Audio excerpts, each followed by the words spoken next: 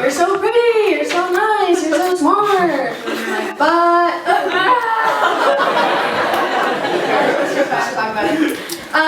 but I had to break up with someone, and I knew they weren't gonna break up with me, and so I knew I had to do it for the first time. And then like the strangest thing happened where a week before I planned on doing it, I came down with this like really mysterious illness. And I called my sister because she's gonna become a doctor, and she was like, okay, what are your symptoms? Like, do you have a fever? Do you have a sore throat? Do you have a cough? And I was like, no, none of those things. And she's like, okay, well, you're saying you're sick, like what's wrong with you? And I was like, I have this like debilitating sense of dread that is leaving me in bed.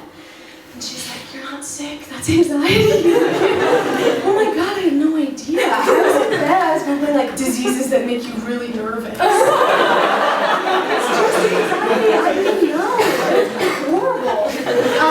So shout out to anyone who has anxiety. But I think it's really funny that my sister becoming a doctor. I think it makes a lot of sense because we were in doctor's offices a lot when we were younger, which is because my parents were kind of poor growing up, and I think my parents didn't want to have to pay for a nanny, so they were like, let's just send her to the ER. She can hang out with the nurses there for a little bit. No, but we were in the doctor's office a lot. And that's because we were traveling a lot. My dad works as, he runs a backcountry medicine business, and he teaches courses overseas, and we go a lot with him. They didn't think that school was that important. It was really fun to travel. The only issue was that I was pretty dumb for a while because I never went to school. He was like, you don't have to learn times tables, let's go get malaria in the jungle, it'll be awesome. And my parents are super awesome. I really like them. They're really sweet and really smart and fun and stuff. But they met when they were 18, and so I can imagine that like watching them parent me and my sisters, sort of like watching a baby drive a car on the highway, where you're like, ooh, I don't think they should be doing that. But we were in the doctor's office a lot because we were going overseas a lot, and so we had to get like vaccines from the travel nurse. And my parents are pretty disorganized, like I am, and so we get to these nurses, and we never really have like a primary care physician. And so they'd be like, do you know like what vaccine she's ever had before? And they'd be like, we have literally no idea. Just give her all of them. And so I had so many shots as a kid, and I'm actually just I pulled up my vaccine record because when I came to college, I had to like compile the entire list of all the vaccines that I've ever gotten. And so a normal child gets 2 doses of DTaP from the ages of 1 to 16, and I had 12. You're supposed to get 3 MMR vaccines. I had 6. And I had 3 rabies vaccines. Don't know what that was about. Pretty scary. But then when I turned 16, I started having to like go to school, which was boring. So I went from seeing a doctor every 6 months to seeing a doctor like once every 6 years. But I was home for the summer in Montana this last summer, and I think my mom was feeling like a little bit guilty that she never takes me to the doctor. And so she set up an appointment with this woman, a doctor who I haven't seen since I was like 15. And my doctor is kind of hot, I kind of like her, and she really likes me because she thinks I'm a lesbian. But she has a good reason to think I'm a lesbian, which is that when I was 15, I was a lesbian. I'm not anymore, unfortunately. But when I was a kid, it was sort of a situational thing, because I'm from Montana. And the boys in Montana are like kind of tough. Like one of the dates that I went on when I was like 14 was this boy, and he was like, do you want to go out sometime? And I was like, I don't know, what do you want to do? And he was like, okay, my idea is I'm going to take you into the woods, I'm going to blindfold you. I'm going to spin you around a bunch of times, and then I'm going to leave, and then we'll set a timer, and after 1 minute you can take off the blindfold, and then you're going to hunt me down. And I was like, okay. And it was actually pretty fun. But anyways, the boys that I went to high school with like actually hated women, and so I was like, okay, I'll be a lesbian, I guess. But then I had to go to college, and like all the boys that I went to high school with were these like big, like beefy rancher boys, and I got to Bates, and there's like these petite, beautiful men wearing like Doc Martens, and they're like vegans. So I started kissing boys because I was like, to me, that's a girl.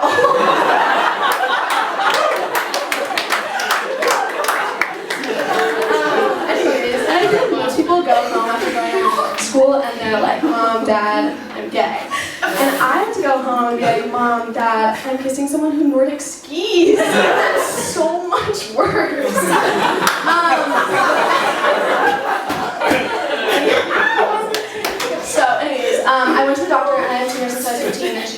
lesbian? I'm like, no. And she was like, kind of disappointed in me.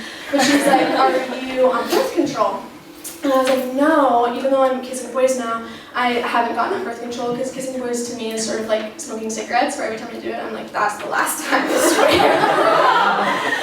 And she was like, okay, you're not on birth control, but like, do you use condoms? And I was like, no. And she was like, okay, why? And I'm not in the business of lying. And so I told her I have a really good reason for it, which is like, you know, when you're kissing a boy and like things are like starting to go really well, you're taking your clothes off and like everything's fun. And then all of a sudden they get up and they go to like get a condom from their bedside table. And it's like suddenly quiet and you're like staring at the wall. It's like the first time you see and you like see the girl from Pulp Fiction, and she's staring down at you and you can tell she's judging you and you're like, I'm sorry, I know. And they turn around and you see their little butt. It's like actually so horrible. And to me, like that whole ordeal is so horrifying that I would rather get pregnant. Like and I told my doctor this, and she was like, okay, first of all, you're insane. And second of all, like, you have to go on birth control. And I trust women, and I believe science, so I got on birth control. It was a really fun summer after I got on birth control. I think the only people have like all these crazy side effects when they got on birth control. I haven't really had any, but I had one big one, which is that the people that I started sleeping with got way weirder. And I think it's because like subconsciously my body was like, okay, now that there's no chance that you're gonna like carry this first baby, like let's just like, take the risk. And so when I was home, I ran into this boy that I went to high school with, and I hadn't seen him in a couple of years. He'd like totally disappeared off the face of the earth. And I ran into him at a bar, and we were flirting, and we went back to his place, and things were going well, and suddenly he's like, can I tell you a secret? Yes. And I'm like, yes. Literally the only reason I sleep with people is that I can know their secrets. And he leaves the room, and then he comes back, and he's butt naked from the neck down. And on his head, he is wearing the University of Montana's bear mascot. I have been training to be the mascot for the University of Montana, Monty, his name is Monty. I've been training to be Monty for the past 3 years, and this is why you haven't seen me. And you have to keep this a secret. And I said, Dylan, that was his name. I said, Dylan, I will take the secret to my grave. But it was such a good thing, so I had to tell you guys. I think I'll be done before I reveal anyone else's deepest, darkest secrets.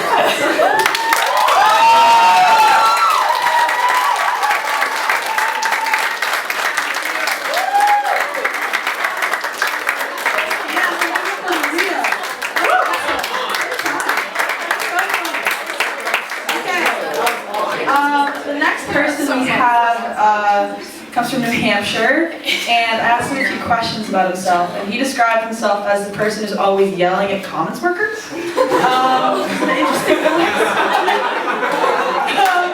And chocolate milk seemed like a no-no. Apparently he's really big on whole milk. Apparently he has it with every single meal, which is impressive. I don't know how his stomach works like that. And on the baby question, he simply said he wouldn't marry his cousins because they're poor. Give it up for Calvin!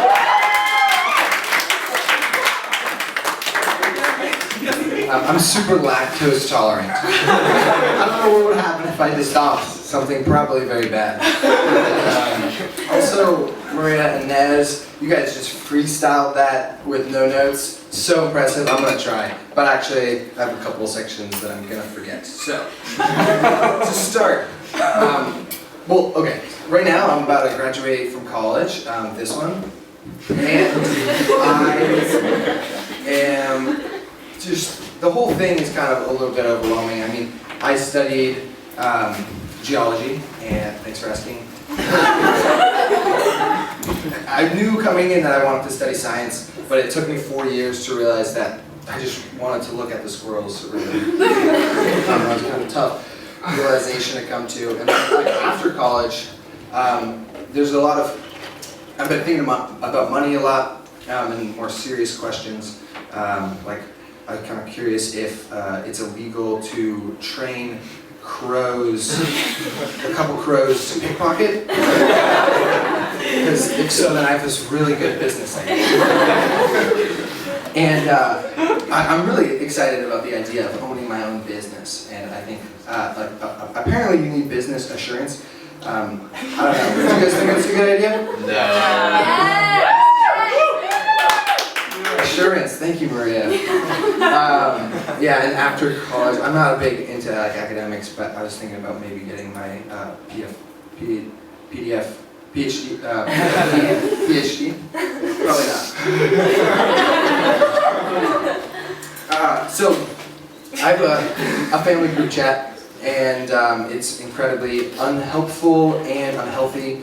I know some of my friends have them, and they are like really nice to each other, and they send cute photos and stuff. Some fake ass families. Some fake ass families. I will tell you, because in mine it's like last time I was home, I sent a text to the whole family. I was like, our garbage disposal is not taking silverware like it used to. Stirred the pot a little bit. But the other reality is like I'll send a text and I'll be like, hey, like I just did stand up, and I sent a little video, and then 2 days later no one responds. And then my brother will eventually respond, and he'll send a photo of our dog, and it's like she's half on a bed and her head's on a pile of bricks.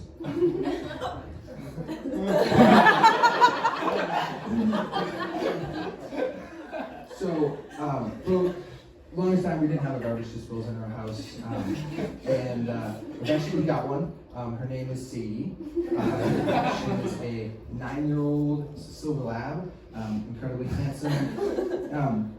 So, some people mistook her to be a male pit bull when she was found killing the neighborhood cats. No, I'm kidding. She could not catch them because, well, like some dogs are bred to be retrievers or hunters, and my dog is bred. I think that sums it up pretty well. She's like a slice of white bread. She's dumb, but she's really helpful. Sometimes. And then she'll throw up and she'll clean it up herself.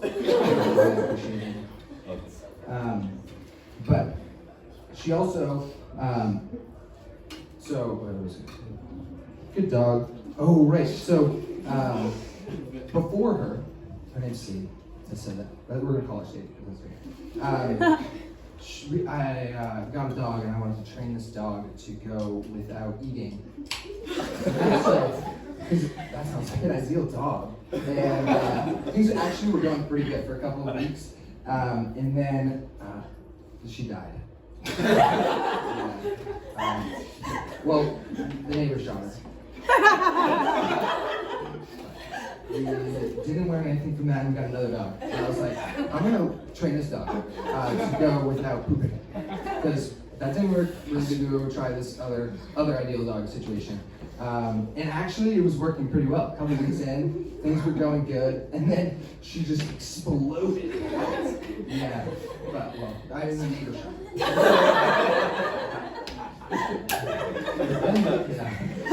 Do something about the neighbors and the guys stick to plants. Still got that dog though. Nothing. The one I still have a dog, Sadie. The other two, they exploded on me. Yeah.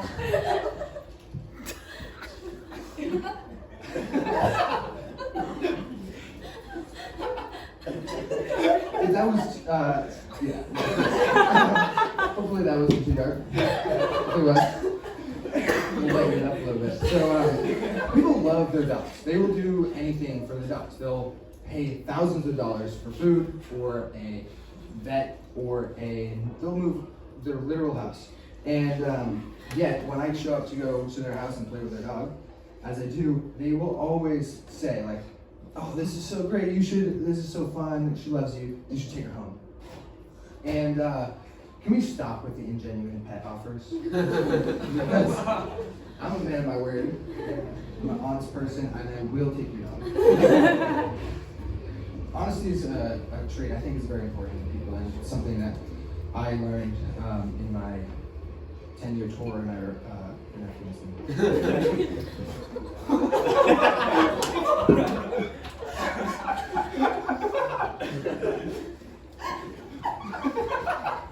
I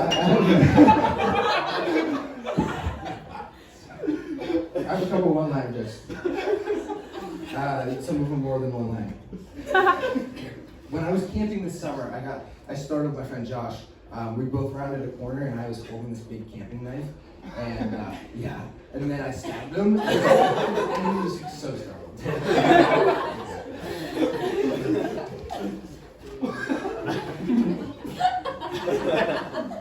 So, some of you might remember this, but a couple of years ago, I ran into Clayton Spencer on the quad with my car.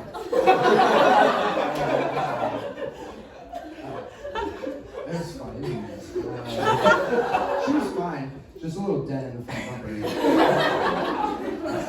I hate hitting pedestrians, though, with my car. It's incredibly inconvenient.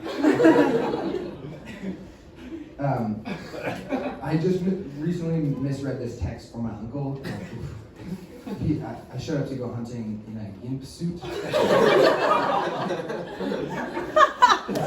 He said ghillie suit. So yeah, I didn't know. When I go fishing, I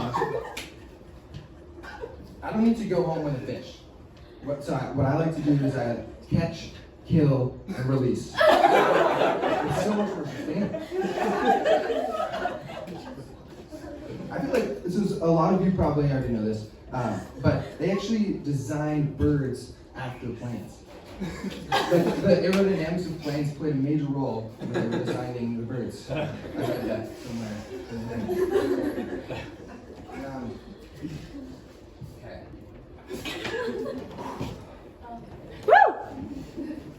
So, I have this is my slam poetry section.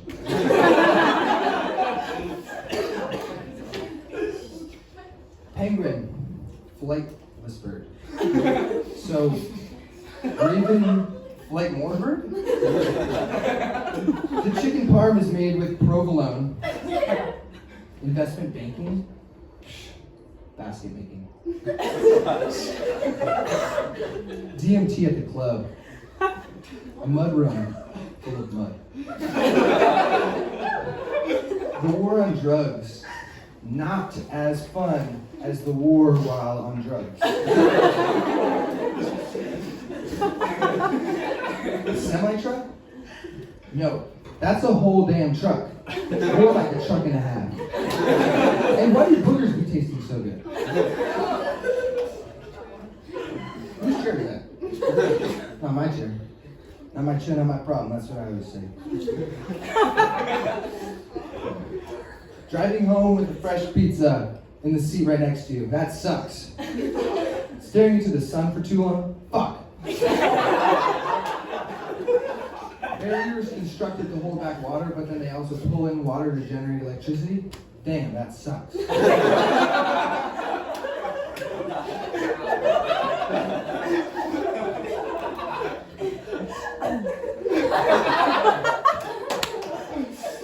Milwaukee's best is Milwaukee's worst beer. Never forget that to deliver something can also mean to take out the liver.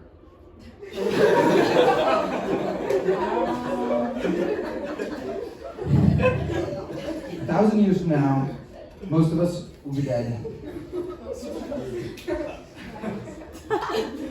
Cash is the new crypto. I wish I was born during the Middle Ages. Boobs. It's not about how big they are, it's about how you use them. A really good bank would be one that lets you mobile deposit cash. If you're ever lost, just follow a stream. Water always flows north. I learned that in Afghanistan.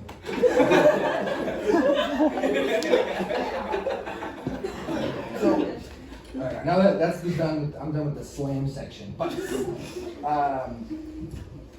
so I have a couple more things I'd like to say. I'm not great at recognizing how my actions negatively impact others, and yet I constantly feel the need to prove myself. Does anyone else struggle from fragile masculinity? you're totally welcome to want to celebrate your birthday, or to not want to celebrate your birthday. Like, for example, sometimes I'll tell people, I don't want any presents. Birthdays can be overrated. But it's critically important that you do this only for your own birthday. When it's your friend Maria's birthday, you can't be like, God, I hate Maria's birthday. It's literally not a big deal. She doesn't need any presents. Just down the street, Simone's, they have the red snapper hot dogs. And I like red snapper hot dogs because they're not playing around, they're not pretending, they're just artificially red, unnaturally red. But other hot dogs, like the ones at the barbecue tonight, like, they're trying to be like, oh, what? We're just we're regular old meat. No. Not today. I did eat 2 of them, but I just don't appreciate the dishonesty when it comes to hot dogs. Shout out Eliza. Builders will sometimes put a time capsule in a building. So when they construct it and they put the walls up, they'll hide something, or they'll write something funny on the framing. And this past summer, what we did is we put a bunch of dead mice under the flooring, so that when the building's eventually demoed, they're gonna be like, what? Who put these dead mice under there?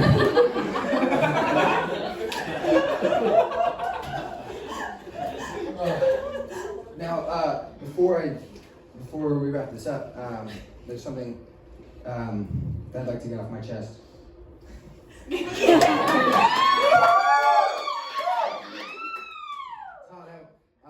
guys so much for coming. This has been way too fun. Thank you, Maria. Thank you, Inez. Thank you, Emma. And thank you all.